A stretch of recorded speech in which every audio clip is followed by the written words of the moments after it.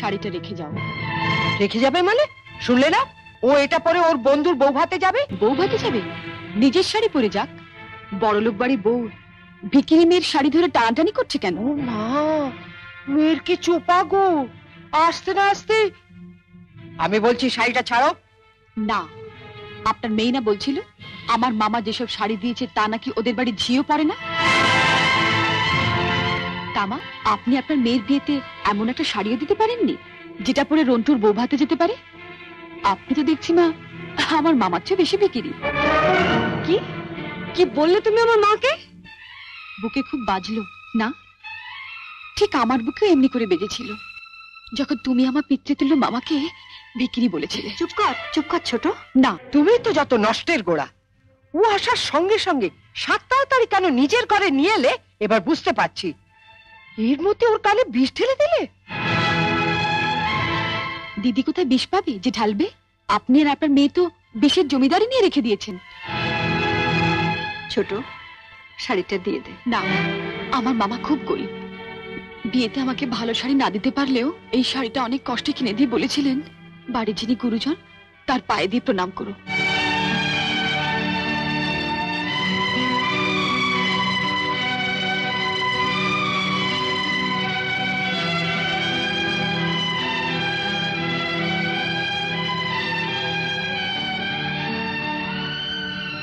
এ কি করলি হতভাগী?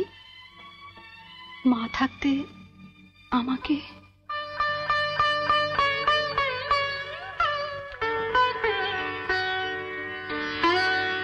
ছোটবেলায় মাকে হারিয়েছি। কত আশা নিয়ে বাড়িতে এসেছিলাম, নতুন করে আবার মাকে পাবো। কিন্তু বড়দি, ওনার যা মূর্তি দেখলাম এ তো মায়ের মূর্তি নয়। শাড়ি দিয়ে প্রণাম করলে আমার মরা মায়ের হাতটা কষ্ট পাবে। শুনলে মেজে বৌদি, শুনলে? যত বড় মুখ না তত বড় কথা। ঠিক আছে, রন্টুর বৌভাত থেকে আসে, তারপর তোমার হচ্ছে। দাঁড়াও, যাবার আগে ছুঁড়ে ছুঁড়ে যে শাড়িগুলো ফেললে সেগুলো সুটকেসে তুলে দিয়ে যাও। তুমি বড়লোক বাড়ির বউ, তোমার বাড়িতে 10-20টা ঝি থাকতে পারে, কিন্তু এই বাড়িতে তো ঝি নেই, তাই কাজটা তোমাকেই করে যেতে হবে। কি হলো, তোলো। ছেড়ে দে ছোট। তুমি চুপ কর বড়দি। রন্টুর বউ ভাতে যেতে গেলে কিন্তু এই কাজটা করে দিয়ে যেতে হবে ঠাকুরজি। আমার বাড়িতে? মা, কি ডাকাত মেয়ে রে বাবা। যাই, ওনাকে বলি গিয়ে যায়। তুমি কোথায় যাচ্ছ? শাড়িগুলো তোলো। মেজে বৌদি, ও বড় বৌদি, ছাড়। ছেড়ে দে ছোট, ছেড়ে দে।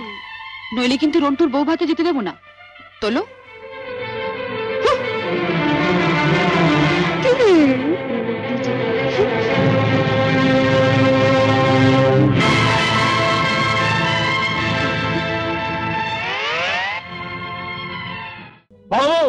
হ্যাঁ, ওকেও আচ্ছা করে দাও।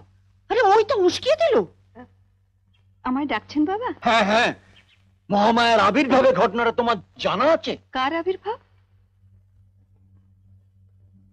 সে আবার কে? মহামায়া, মহামায়া, দশভূষা, সিঁদুরুক্তা।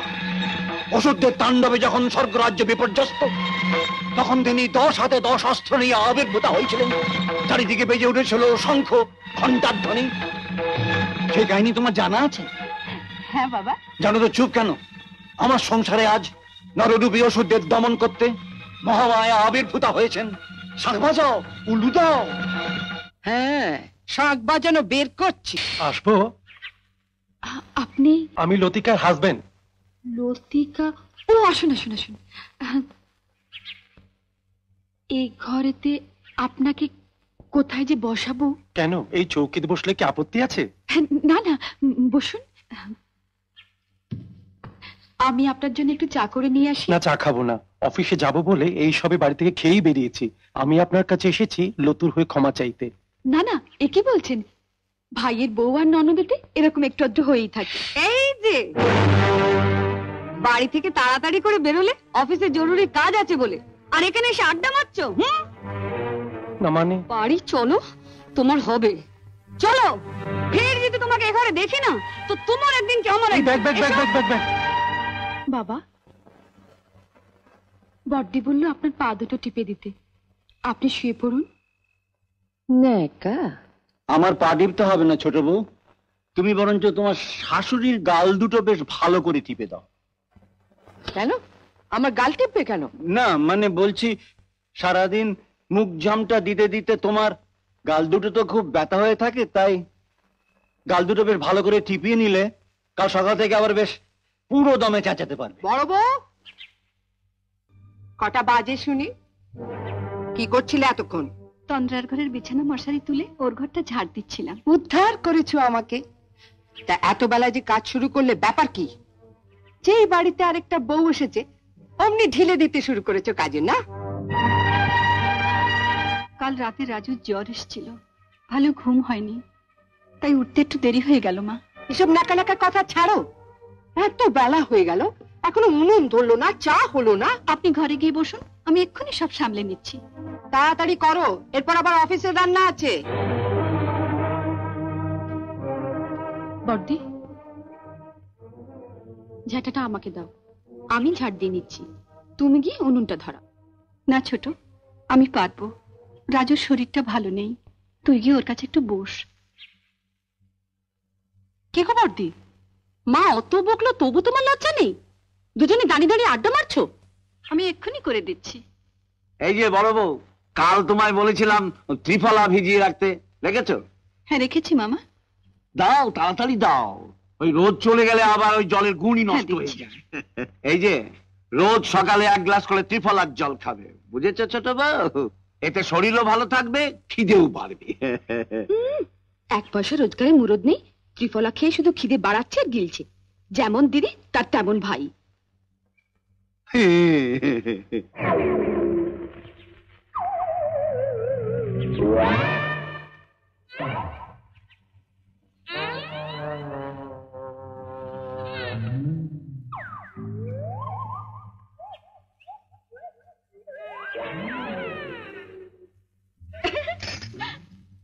মা, দিদি এদিকে কাজ সারছে, মোচাটা কিভাবে কাটে একটু দেখিয়ে দিন না।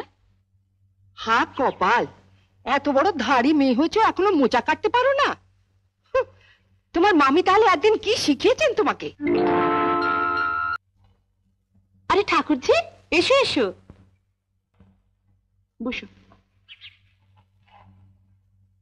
কিছু ভাবলে?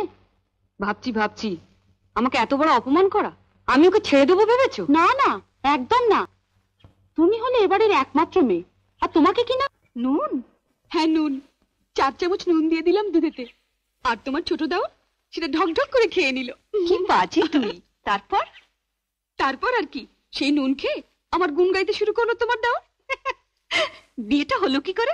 তোমাকে তো বলেছি, মামি আমাকে 2 চোখে দেখতে পারতো না। টাকার জন্য বুড়ো বাড়িওয়ালার সঙ্গে আমার বিয়ে দেবার চেষ্টা করছিল, কিন্তু মামার জন্য ঠিক সুবিধা করতে পারছিল না। দিন কয়েক আগে অফিসের কি একটা কাজ পড়ায় মামা দিন 10 জন্য কলকাতায় গিয়েছিল। কাল বুঝে মামি আমার সেখানে বিয়ের ব্যবস্থা করে ফেলেছিল। ওহ, সেদিন যদি মামা ফিরে না আসতো। তারপর মামাকে আগেই আমি তোমার দেওয়ারের কথা বলে রেখেছিলাম, সেই রাত্রে মামা আমাকে ওদের মেসে পৌঁছে দিলেন, তারপরেই আমরা রেজিস্ট্রি করলাম। একেবারে সিনেমার গল্প। রেজিস্ট্রির পর কি করলে? কি আবার করব? ঠাকুরপো যে বললো কোথায় হনিমুন করতে গিয়েছিলি? দীঘায়।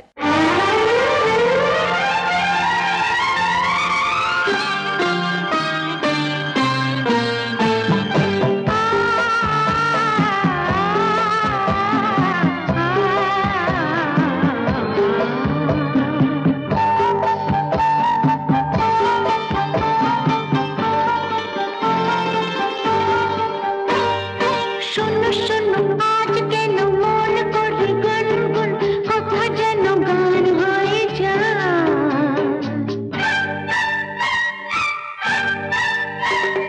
শোনো শোনো আজ কেন মন করে গুনগুন কথা যেন গান হয়ে যায়। সাথী আগো সাথী, এই গান তোমাকে, শুধু তোমাকে জড়াতে চাই। শোনো শোনো আজ কেন মন করে গুনগুন কথা যেন গান হয়ে যায়। সাথী ওগো সাথী, এই গান তোমাকে, শুধু তোমাকে জড়াতে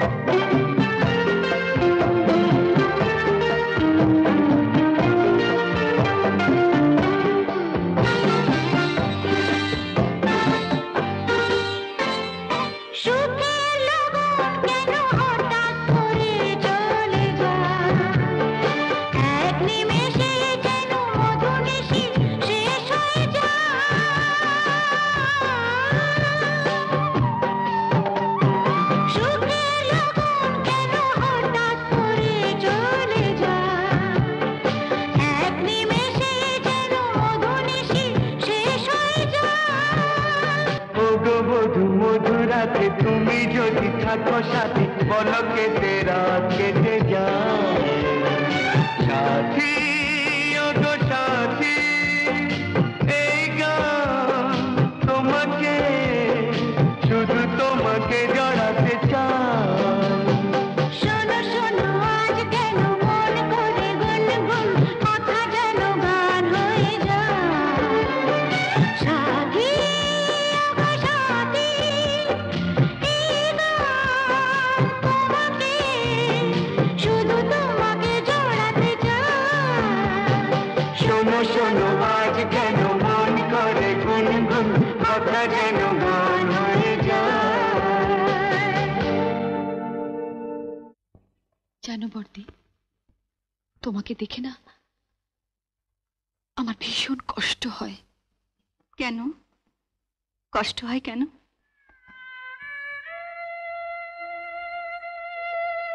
ভালো মানুষকে বাড়ির সবাই তোমাকে ঝিয়ের মতো খাটায়, তোমারও তো সকালাত বলে কিছু থাকতে পারে।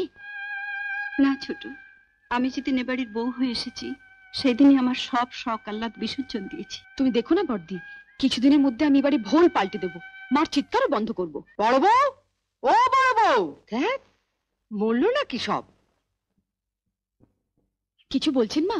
না তোমাকে না, বড় বউকে ডাকছি। ও কোথায়? রাজুর খুব জ্বর হয়েছে মা, মাথায় জলপট্টি দিচ্ছে। বাড়ির কাজকর্ম ফেলে ছেলেকে নিয়ে পড়ে থাকলেই চলবে? সব কাজ তো আমি করছি মা, উনুন ধরাচ্ছি, এক্ষুনি চা পাবেন। আর তরকারি কাটা রান্না করা? আপনি তো বসেই আছেন মা, তরকারি ঝুড়িটা দিয়ে যাচ্ছি, কি কি রান্না হবে কেটে রাখবেন।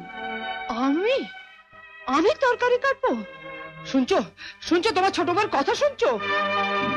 না কোটার কি আছে, বাড়ির বউরা দিনরাত খেটে মরবে আর আপনি পায়ের উপর পা তুলে বসে থাকবেন? সংসারটা শুধু আমাদের একার নয় মা, আপনারও। তাই বলে আমি দিনরাত শুধু মুখ নাড়লেই হবে না মা, হাত পাও একটু নাড়ুন, নইলে কিন্তু বাতে ধরবে। শুনলে শুনলে, তোমার ছোট বউর কথা শুনলে? ধন্বন্তরী কবরেজের মতো তোমার বাতের চিকিৎসাটা করে গেল। ওহ, ও যদি আমার চোখের চিকিৎসাটা করতে পারতো।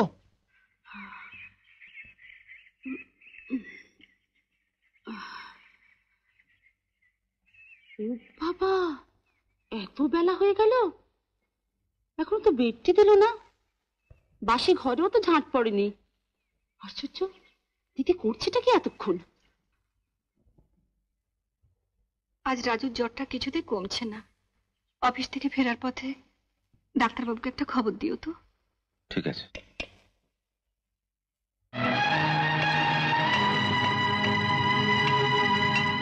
দিদি কোথায় দীপা? কেন এতখানি বেলা হয়ে গেল, আমার ঘরটা এখনো ঝাঁট পড়েনি? ঝাঁটা পড়েনি? না। একটা কাজ করো, ওই তো ঝাঁটা পড়ে আছে, ওটা নিয়ে নিজের ঘরটা ঝাড় দিয়ে নাও। হ্যাঁ? কেমন? কি আমি ঝাঁট দেবো? তবে কে দেবে? এতদিন যে দিয়ে এসেছে বড়দি। তোরা এমন চেঁচামেচি শুরু করেছিস যেন ঝাড় দেওয়াটা কেবল ঝিয়েরই কাজ। কেন বাড়ি বউয়েরা ঝাড় দিলে কি তাদের জাত যায়? তাই বলে আমি ঝাড় দেবো? আমার স্বামী যেখানে সংসারে মাস গেলে 800 টাকা দেয়। তাহলে তোমাদের যুক্তি অনুযায়ী এই কথা দাঁড়াচ্ছে যে যার স্বামী সংসারে যত কম টাকা দেবে তার স্ত্রীরই ঘর ঝাড় দিতে হবে।